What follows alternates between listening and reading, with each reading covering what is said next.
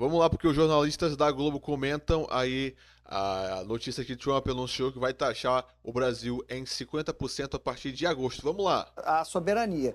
Então, só tem uma coisa a ser negociado nessa carta. É a relação comercial. E isso tem que ser discutido. A carta que ele tá falando foi a carta que Trump endereçou ao presidente Lula, dizendo que vai taxar o Brasil principalmente porque há uma perseguição ao Jair Bolsonaro e por causa que há também censura.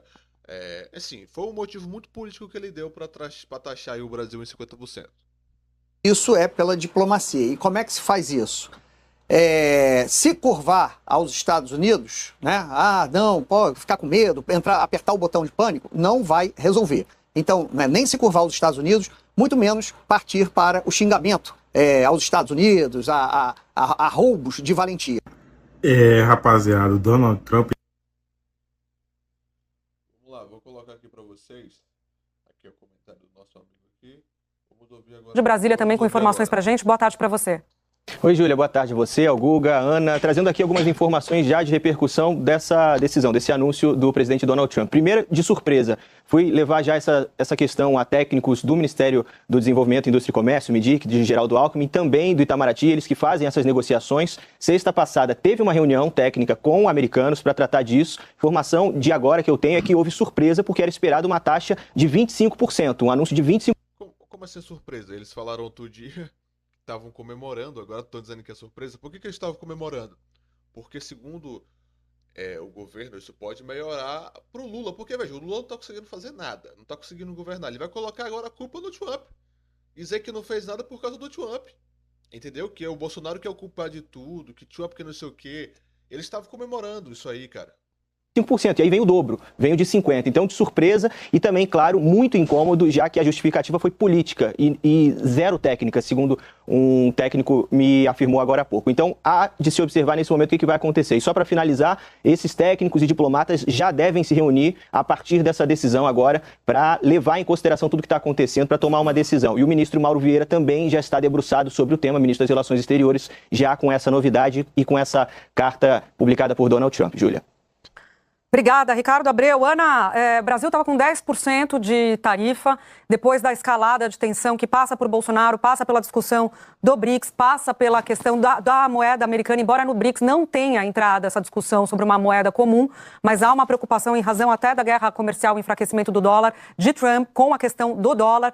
Tudo isso fez um pacote, além das decisões do STF, além da pressão feita nos Estados Unidos por Eduardo Bolsonaro e Paulo Figueiredo indo falar com os parlamentares. Quer dizer, tem um pacote ruim que levou hoje a essa decisão do americano de aumentar a tarifa. O G1 tem uma matéria importante que fala sobre os produtos, como que os produtos brasileiros que são exportados para os Estados Unidos estavam reagindo à tarifa de 10%. Gente, agora estamos na tarifa anunciada a partir do dia 1º de agosto de 50%. 10 produtos que a gente exporta mais, Ana: óleos, ferro e aço, café, aeronaves, Embraer, né? Ferro, gusa, sucos de fruta, carne bovina, celulose, óleos combustíveis e equipamentos de engenharia. Essa é a nossa principal pauta, são os 10 produtos que a gente exporta mais, tarifa adicional de 10%, agora, segundo o Trump, todos de 50%. Com o anúncio de 10, Ana, 5 desses produtos perderam, após o anúncio da tarifa de 10, 5 desses 10 produtos perderam mercado, passaram a vender mais, mas coloca um porém aqui, muitos deles com questões específicas como o café. Então não dá para relacionar a essa queda que a gente viu ao anúncio de 10%, essa queda ao anúncio de 10% feito lá atrás por Trump. Júlia, a discussão econômica que o governo brasileiro e setores da economia brasileira tentavam travar com o governo dos Estados Unidos, ainda com base naquelas tarifas de 10%, ficou totalmente contaminado com o discurso político. A carta, que até poderia ser semelhante à que Trump enviou para outros países, como o Japão, agora ganha... Nunca houve discussão técnica. Nunca houve discussão técnica do Brasil com os Estados Unidos. Sempre foi discussão política, tá? É bem deixar claro isso aqui. O Lula atacando o Trump, sim, sempre foi discussão política. Esse adendo político com a defesa de Bolsonaro, críticas ao sistema jurídico brasileiro, enfim, a própria democracia brasileira. Então isso, sem dúvida, alimenta toda uma discussão política e eleitoral que a gente não pode tirar do cenário. Na área econômica, a gente vê reuniões que já vão começar imediatamente. Tem aí pouco mais de 20 dias para alguns setores tentarem amenizar uma decisão. A informação que eu tenho é que, inclusive, negociadores americanos no Brasil também sabiam muito pouco do que estava vindo, desse percentual que que Trump iria colocar. Então, uma decisão que vem do presidente dos Estados Unidos, dificilmente isso vai ser revertido por vias diplomáticas, mas a gente tem que ver que o mercado americano também vai sofrer. Você está falando aí, café, a gente está falando de petróleo bruto, a gente está falando, por exemplo, aeronave, sendo que boa parte da... O mercado americano vai sofrer. Não faz nenhum sentido. O Brasil, assim, preste atenção aqui, esses pessoal, jornalistas são demais. Olha, o Brasil, os Estados Unidos não é o principal parceiro comercial do Brasil, porque tem a China. Mas os Estados Unidos é o segundo principal parceiro comercial.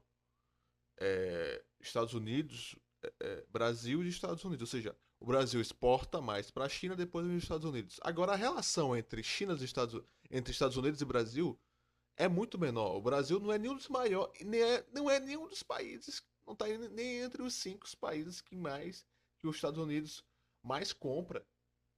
Entendeu? Assim, não faz nenhum sentido. As aeronaves, quando a gente fala de Embraer, já são, em parte, produzidas nos Estados Unidos. Então, tudo isso vai afetar também o mercado americano. Em relação ao aço e ao alumínio, esse argumento de afetar o mercado americano funcionou muito pouco até agora. A gente vai ter que ver se o Brasil responde à altura, como outros países responderam, com tarifas recíprocas.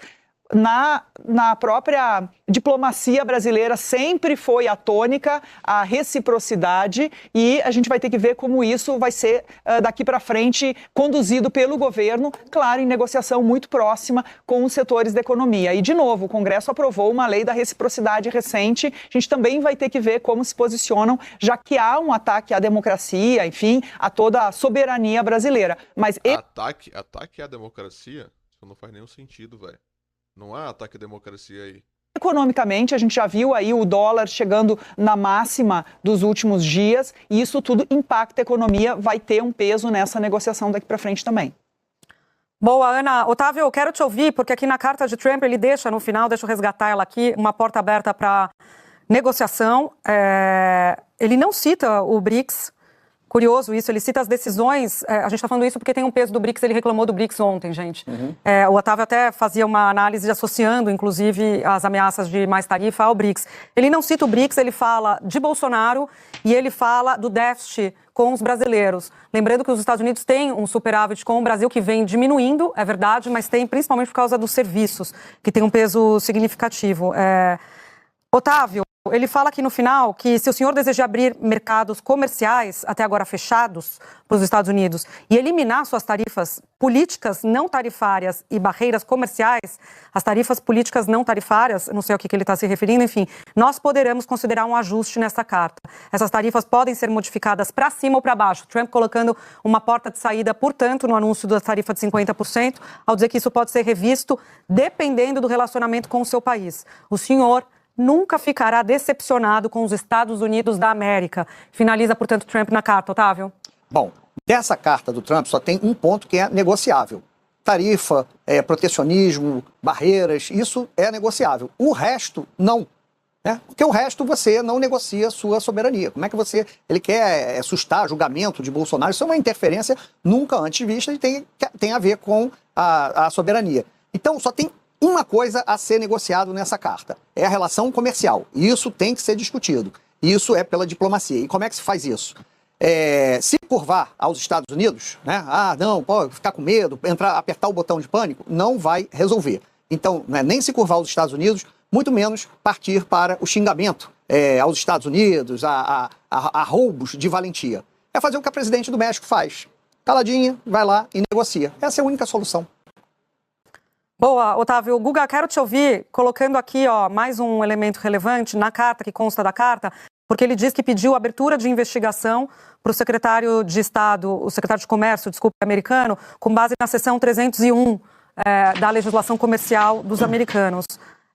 Isso tem a ver com uma previsão legal de você acionar países com quem você tem comércio se estão adotando práticas que eles consideram práticas não leais e que não tem a ver só com tarifa, tem a ver com práticas consideradas injustas ou discriminatórias que restringam o comércio americano. Eu estou colocando isso porque, quando ele fala do comércio com o Brasil, ele coloca na discussão, no contexto, as decisões do judiciário em relação às empresas americanas, às big techs americanas. Então ele está dando um jeito de colocar tudo, déficit comercial, Brasil fechado, empresa big tech que é alvo de sanções, segundo ele, no Brasil, tudo no mesmo pacote para dar o discurso e justificar, inclusive, a abertura dessa investigação pelo secretário de Comércio. O representante, na verdade, o Greer, é o representante de comércio americano.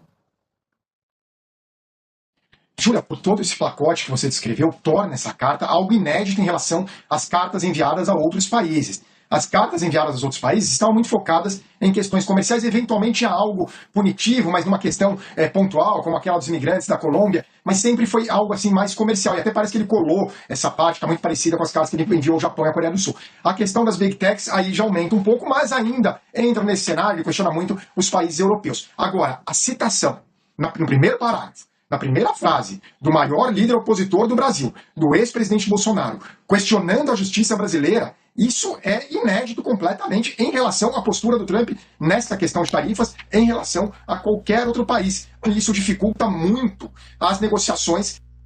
Aí tem a ver com as big techs, com as decisões do ministro Alexandre de Moraes. Eu tenho total certeza que foi por causa disso. Não tem a ver com o Bolsonaro. Não tem a ver com o Bolsonaro.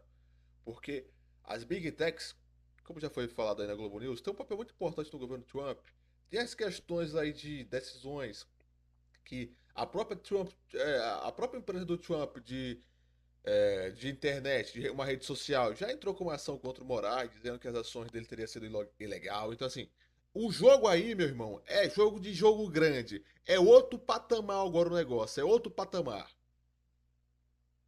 Daqui para frente, que como o Otávio falou, uma coisa era negociar no âmbito comercial, aí bastava usar a estratégia Cláudia Sheinbaum ou Manuel Lopes Obrador, a tática mexicana de lidar com o Trump, que é a mais bem-sucedida do mundo, né? Não tenho o que dizer, o Trump respeita ali, parece que ele respeita a Cláudia Sheinbaum, respeitava o Lopes Obrador e acaba no final sempre chegando a um acordo, apesar das ameaças iniciais. Mas ele nunca falou de líderes opositores no México, nunca entrou nessa questão, em nenhum país. Então isso é extremamente delicado, deixa ainda mais complexa a forma como o Brasil vai reagir a essa carta do governo americano, porque envolve uma questão política e que não é uma questão, é uma questão judicial, de soberania brasileira. Então, vai ser muito difícil essa negociação a partir de agora. Claro que o Trump, a gente sabe, né, tem até aquela frase que é taco, né, Trump always chickens out. Talvez, com o passar do tempo, ele vai negociando e ele esquece essa parte do Bolsonaro. Isso pode acontecer, mas nesse momento está ali no primeiro parágrafo. Aparentemente é o mais importante para ele, muito mais do que os BRICS. Sempre é bom insistir que ele ignora países como Emirados Árabes e Egito, que são do BRICS, e continuam grandes aliados americanos, o Egito recebendo bilhões dos Estados Unidos. Então não seria tanto o BRICS, aparentemente, e ele próprio escreve isso, é a questão do Bolsonaro, é a mais importante, seguida pela questão das Big Techs, do que ele chama de censura.